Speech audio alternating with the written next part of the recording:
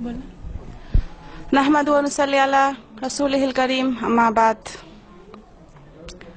अस्सलामु अलैकुम व रहमतुल्लाहि व बरकातुह। मैं जामिअतुस सालिहात लिल बनात कड़पा आंध्र प्रदेश की मुअल्लिमा नजमा बात कर रही हूँ।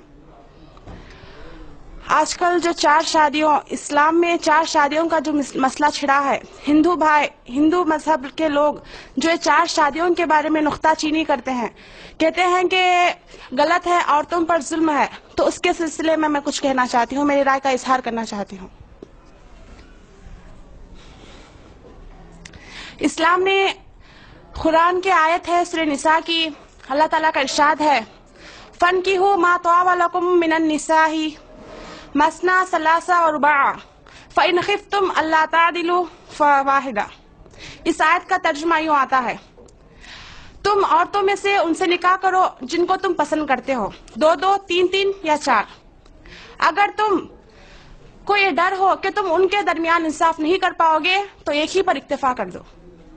तो देखिए, इस आयत में अल्लाह ताला मुसलमान मर्दों से कह रहा है कि जो औरतें तुमको पसंद हो, तुम उनमें से दो या तीन या चार तक के तुम शादी करो, तुम निकाह करो।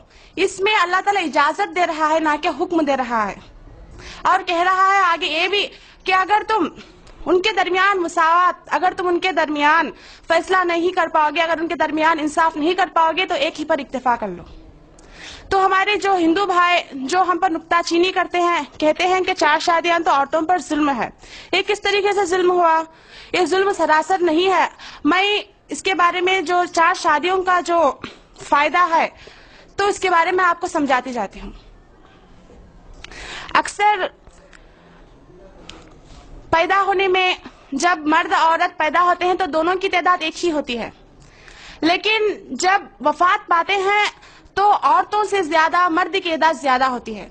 वजह ये बनी कि जो जंग में ज्यादा जाते हैं वो मर्द ही जाते हैं, जिसकी वजह से मर्दों का ही इंतकाल ज्यादा होता है। जैसा कि हम इस्लाम का नहीं बल्कि दुनिया ही का हिसाब पहले जंग अजीम को देखते हैं। जो जंग अजीम 1914 से 1918 तक हुई, उसमें 80 लाख मर्द इंतकाल हुए।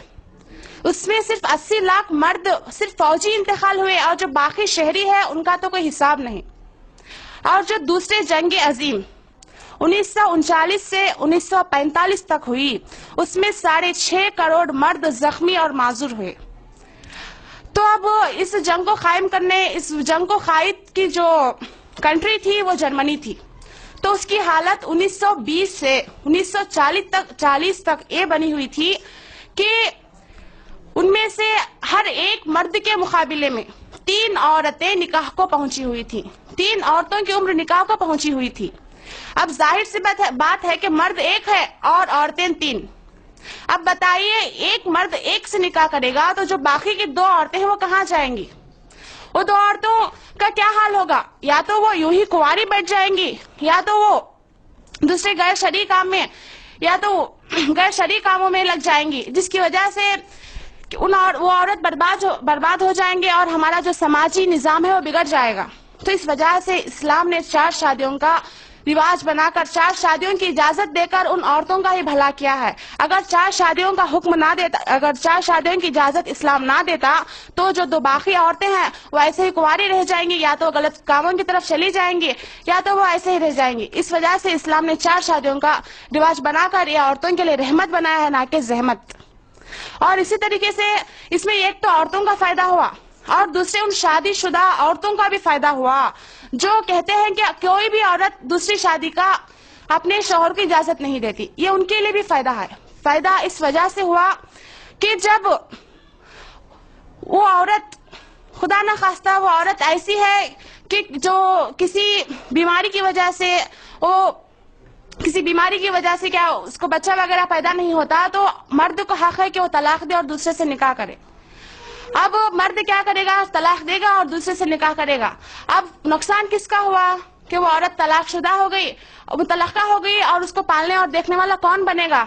تو اس کا حل اسلام نے یہ نکالا کہ اس عورت کو بھی رکھو، مرد کو حکم دیا کہ تم اس عورت کو بھی رکھو، اس کا جو انصاف ہے اس کے ساتھ انصاف کرو، جو نان و نفقہ ہے وہ نان و نفقہ بھی دو، اور تم دوسری عورت کو بھی تم پالو۔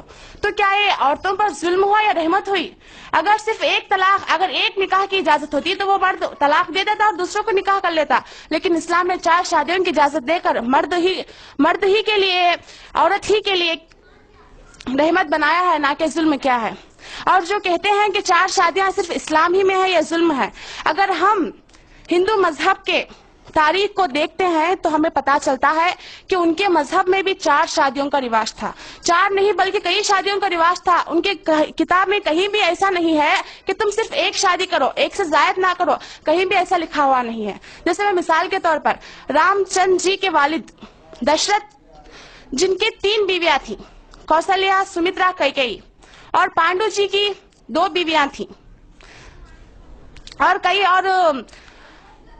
کرشنا جی کی تو کئی بیویاں تھیں۔ تو کیا اس بات سے ہم کو یہ پتا چلتا ہے کہ یہ جو تعدد ازدواج یعنی 4 شادیوں کا رواج جو اسلام عورتوں پر ظلم کر کے کہتی ہے، وہ صرف وہ ظلم نہیں ہے، بلکہ یہ ظلم نہیں بلکہ عورتوں پر رحمت ہے۔ اور اگر دیکھا جائے تو دوسرے مذاہب میں بھی اس کا رواج ہے، اور دوسرے مذاہب کے بڑے بڑے لوگ بھی 4 شادیوں، ایک سے زیادہ شادیاں کیا کرتے تھے۔ تو بولنے کا مقصد یہی ہے کہ جو نکتہ چینی اسلام پر کرتے ہیں کہ 4 شادیوں کا اجازت مرد کو دے کر عورت پر ظلم کیا جا رہا ہے، یہ ظلم نہیں ہے بلکہ عورت ہی کے لیے ایک رحمت ہے۔ تو السلام علیکم ورحمۃ اللہ وبرکاتہ۔